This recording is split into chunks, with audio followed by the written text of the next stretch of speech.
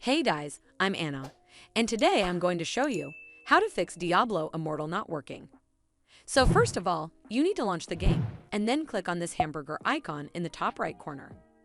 From here, click on this gear icon to open up Settings page. Then here on the Settings page, click on Graphics. Scroll down to Graphics Settings section, and then make sure Quality Selection, Visual Effects, Shadows, and Fog are set to low. When you change these settings, make sure to keep a look at this device load bar. Higher the bar, higher the chances of game crashing frequently.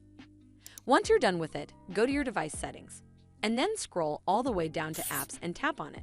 Click on Manage Apps, and then tap on Immortal from the list of apps. It'll take you to this page, scroll down to Battery Saver, and then make sure No Restriction option is selected. Go back to the App Info page, and then tap on Clear Data at the bottom. And then clear all data. Click OK to confirm. Once you're done with all this, restart your device and then launch the game. Hopefully this will fix the issue.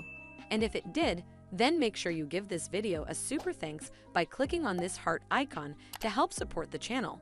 And don't forget to hit that subscribe button. We'll see you in the next one.